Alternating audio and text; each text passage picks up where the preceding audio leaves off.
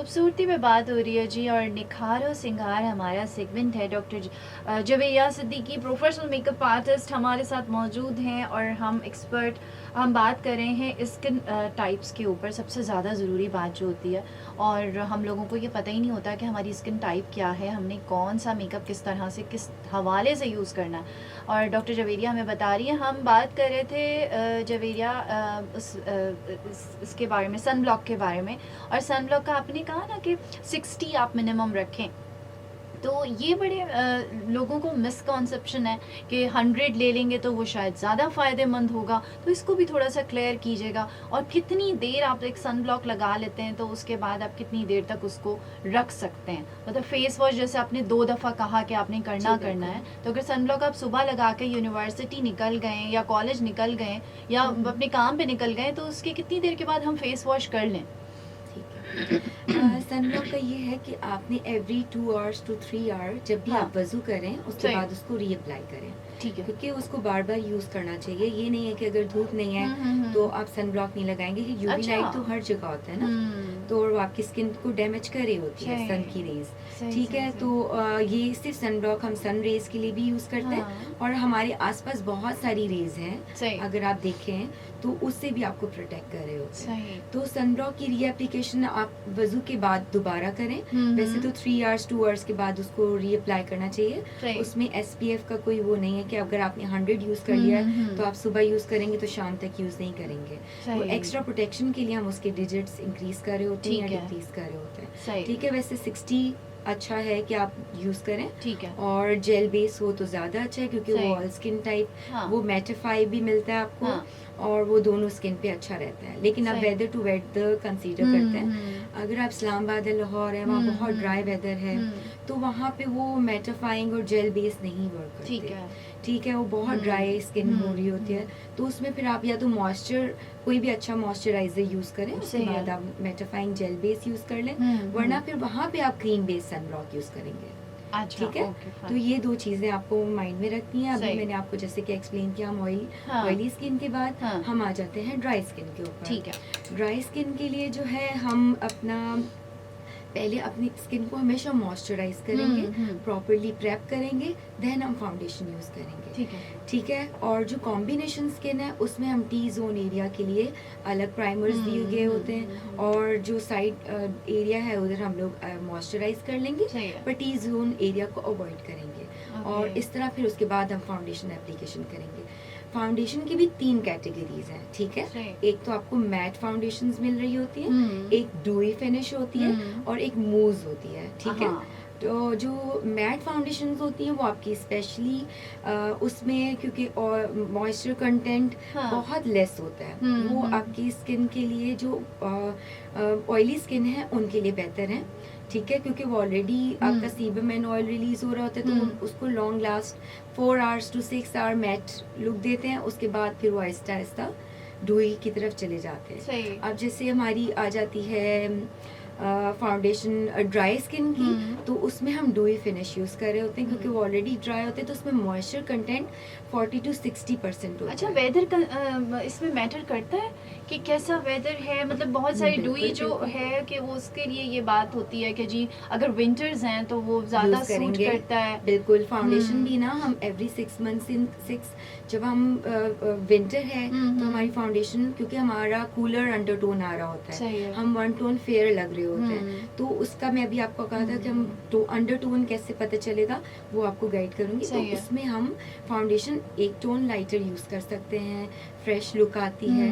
अब जैसे ही समर आ जाता है हमारी स्किन टोन डल हो जाती है, हर एक अपने 1 टोन से लोअर नीचे आ जाता है स्किन टोन। अच्छा, ये मस्ट है? बिल्कुल, अच्छा, हो जाता मुझे है। ऐसा लगता है कि जैसे अगर विंटर्स में जाके थोड़ा सा स्किन थोड़ी सी कूलर नहीं होती है, वार्मर टोन पे जा रही होती है, स्किन टैन हो रही होती है इजीली, तो फाउंडेशन अगर हम स्वेटिंग वगैरह फेस पे हो रही है, वार्म हो रहा होता है ना फेस, तो वही सेम फाउंडेशन शेड हमें डल कर रहा होता है या ग्रेइश लुक दे रहा होता है या ऑरेंजी टिंट दे रहा होता है, फाउंडेशन सेम टोन नहीं दे रही होती है। अगर हम इस पे आ जाते हैं कि जैसे कि मैं आपको 2 फाउंडेशन एक्सप्लेन की, मैट फाउंडेशन, ड्यूई और मूज। अब जो जैसे हम एजिंग पे आ जाते हैं ना, तो हम मैट करेंगे तो बहुत ज़्यादा केकी लुक आएगा, डोई यूज़ करेंगे तो रिंकल्स एंड टेक्सचर बहुत प्रोमिनेंट होगा। तो जो एजिंग फैक्टर होता है तो हम उसमें कॉम्बिनेशन पे चले जाते हैं कि वो जो हमारी फाउंडेशन हो ना वो बहुत डोई हो ना बहुत मैट हो, तो इन बिटवीन हो,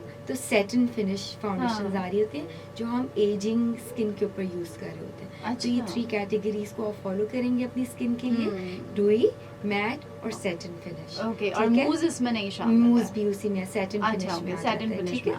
तो आप वो फिर उसमें भी होता है कि फर्स्ट के आप यंग है लेकिन आपके रिंकल्स हैं और वो आप अंडर आई एरिया में, तो फिर आप उसके ऊपर सैटिन फिनिश पे चले जाएं। आप टी जोन आपका ऑयली है तो भी आप डोई और डोई पे नहीं जाएं, आप सैटिन फिनिश और मैट पे चले जाएं। तो वो दोनों को लुक दे रहे हो तो उसमें क्या होगा, पहले थोड़ा सा मॉइस्चराइज कर लें और उससे पहले आप अपना प्राइमर उस तरह का यूज़ कर लें तो आप उसको यूज़ कर सकते हैं, ठीक है। बस करेक्शन हो जाती है इसमें आपकी फाउंडेशन की। मूज ज़्यादा फिनिश्ड लगता है, आपका क्या कहना है? लास्ट नहीं करता, अच्छा, लास्ट करता है, ठीक है। लेकिन अगर स्किन प्रेप आपने अच्छा प्राइमर यूज़ किया है, किसी भी ब्रांड का ले लें, तो हर ब्रांड का सिलिकॉन बेस्ड प्राइमर आते हैं, ट्रांसपेरेंट होते हैं, वो आप यूज़ करें, उसके बाद आप फाउंडेशन एप्लीकेशन करें, वो बहुत स्मूथ होती है और वो आपकी जो एक बैरियर फॉर्म कर रही होती है कि जो फाउंडेशन है वो आपकी स्किन के अंदर डीपली पेनिट्रेट नहीं कर रही होती है, जिसकी वजह से स्किन प्रोटेक्शन हो रही है,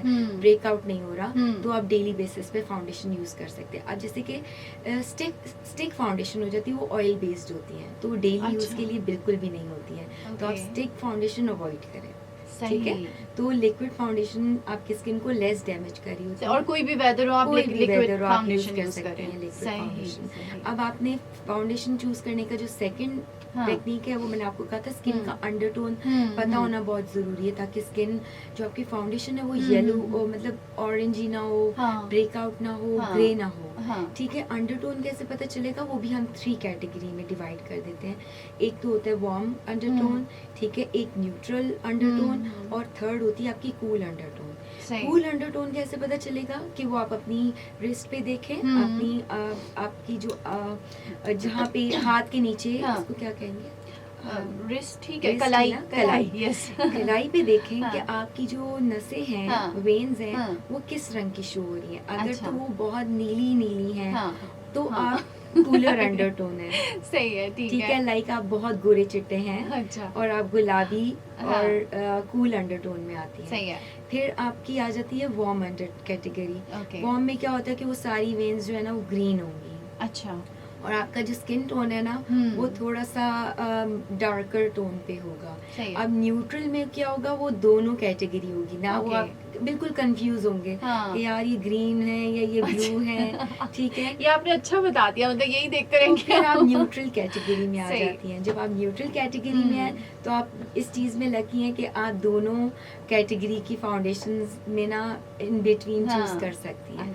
तो हर फाउंडेशन में 2 to 3 लेवल्स आपको मिल रहे होते हैं, लाइक उनकी बिल्कुल लाइटर फेयर फैमिली भी मिल रही होती है, यानी हम क्या करें, कूल कैटेगरी की फेयर भी आ रही होती है, वनीला जैसे उसमें शेड आ रहा होगा, फिर बहुत लाइटर टोन आ रहे होंगे, देन फिर हमारी फेयर कैटेगरी आ जाएगी, फिर वार्म कैटेगरी आ जाएगा कूल के अंदर ही, और फिर न्यूट्रल्स आ जाएंगे। लाइक गोरे में भी एक कम गोरा है, बिल्कुल एक बहुत गोरा है। इसी तरह जो वार्म अंडरटोन है उसमें भी 3 कैटेगरीज में फाउंडेशंस दी हम इस पे बात करते हैं डॉक्टर जवेरिया, बिल्कुल, और ये बड़ा इंटरेस्टिंग आप बात कर रही हैं, यहाँ पर हम पूछते हैं आपसे, थोड़ी देर रुकना पड़ेगा और सुनते रहिए जी अपना कराची FM 107, कराची की आवाज़ वलेवल FM network. Doctor Javeria Siddiqui हमारे साथ मौजूद है, सेगमेंट है हमारा निखार व सिंगार, और हम बात कर रहे हैं makeup according to skin type. Faiza Qureshi आपके साथ हैं, आप सुन रहे हैं अपना कराची FM 107, कराची की आवाज़ वलेवल FM नेटवर्क। मैसेज कर सकते हैं आप हमें 034511041070, 034511041070, कॉल करने के लिए 1111 107।